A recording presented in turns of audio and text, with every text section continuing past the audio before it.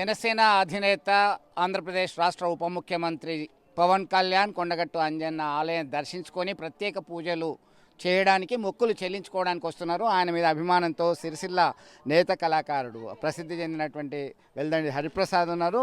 మరమగ్గం పైన హ్యాండ్లూమ్ దాని మీద పవన్ కళ్యాణ్ బొమ్మ వచ్చేలాగా తీర్చిదిద్దినటువంటి మనం దృశ్యాన్ని చూస్తున్నాం. ఇదంతా కూడా ఒక ఏది చేసినా తనదైన శైలిలో ఒక ప్రత్యేకత ఉట్టిపడేలా చేయడము ముందు నుంచి కూడా ఒక ఆనవాయితీగా వస్తుంది. ప్రసాద్ చెప్పండి, ఎట్లా ఆలోచన వచ్చింది, ఎన్ని గంటలు పట్టింది, ఏం చేద్దాం అనుకుంటున్నారు?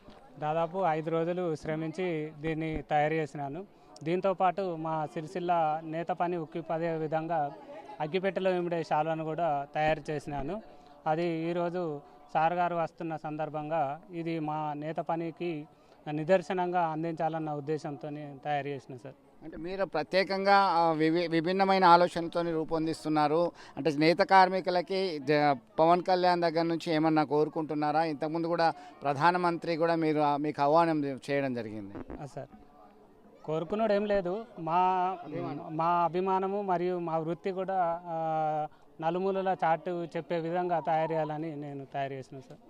అనేక కష్ట నష్టాలు ఉన్నప్పటికీ కూడా తనదైన శైలిలో అంతర్జాతీయ స్థాయిలో ఒక ప్రఖ్యాతిగాంచినటువంటి కళాకారులు సిరిసిల్లకు మాత్రం చాలా ప్రత్యేకమని చెప్పుకోవచ్చు. గతంలో అగ్గిపెట్టెలో ఇమిడేటువంటి చీరను నేసినటువంటి కళాకారులు ఉన్నారు. ఇప్పుడు కూడా వీరు అదే పంతాన్ని అనుసరిస్తున్నారు. ఒక 2-3 కళాకారులు వారి స్టైల్లో ముందుకెళ్తున్నారు. అనేక మందికి ఆదర్శంగా నిలుస్తున్నటువంటి పరిస్థితి. మొత్తం మీద పవన్ కళ్యాణ్ పైన తమ అభిమానాన్ని మరొకసారి చాటుకోవడానికి సిద్ధంగా ఉన్నటువంటి చూసుకోవచ్చు. ఎందుకంటే ఈ మధ్యకాలంలో చేనేత కళాకారులు అంతర్జాతీయ ప్రసిద్ధి చెంది వాళ్ళు ఆర్థికంగా పరిపుష్టి చెందాలనేటువంటి ఆశయంతో ఆలోచనతో ముందుకొచ్చినటువంటి పరిస్థితిని గమనించవచ్చు. వీడియో జర్నలిస్టు సుమంత్తో కలిసి చంద్రశేఖర్, RTV కొండగట్టు నుంచి.